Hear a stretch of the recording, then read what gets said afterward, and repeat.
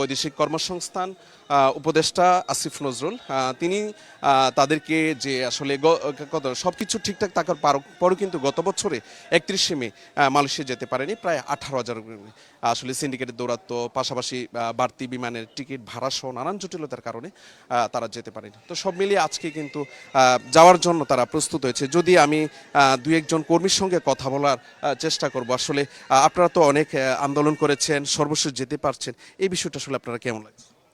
বিসমিল্লাহির রহমানির রহিম।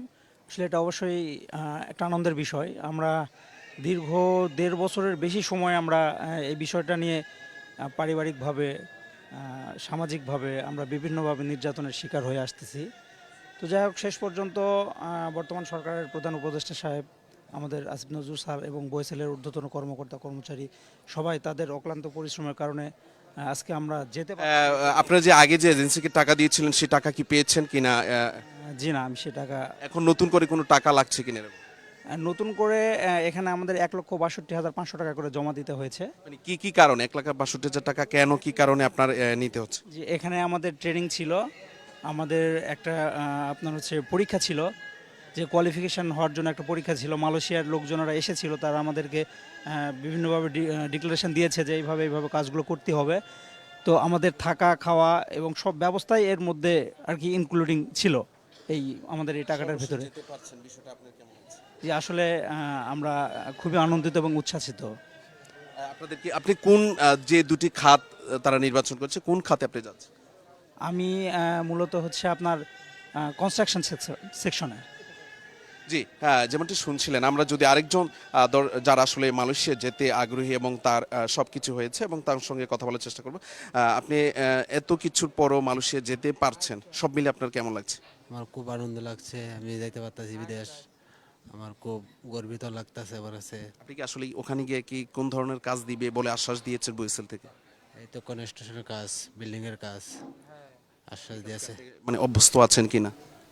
ইনশাল্লাহ অভিজ্ঞতা। অতিরিক্ত কোনো টাকা নিয়েছে কিনা এখান থেকে, আপনাদের কাছ থেকে? জি না। দর্শক, আসলে যেমনটি শুনছিলেন, গত বছরের কিন্তু এই 31শে মে যারা যেতে পারেনি তাদের অংশ থেকেই কিন্তু আপনার এখান থেকে যাচাই বাছাই করেছে মালয়েশিয়া দুই দেশের সরকার প্রধানরা।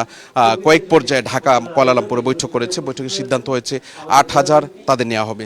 সে 8,000-এর মধ্য থেকে কিন্তু এই আজকে 60 জনের একটি ফ্লাইট সন্ধ্যা 7টায় তারা মালয়েশিয়ার উদ্দেশ্যে ঢাকা শাহজালাল আন্তর্জাতিক বিমানবন্দর ত্যাগ করবেন। আর বড় একটি বিষয় হচ্ছে যে মালয়েশিয়া তো আসলে এখনো কোনো বৈধ ভিসা না থাকার কারণে কিন্তু আসলে কর্মী পাঠানোর বিষয়টি একটু জটিলতা তৈরি হয়েছিল এক প্রকার।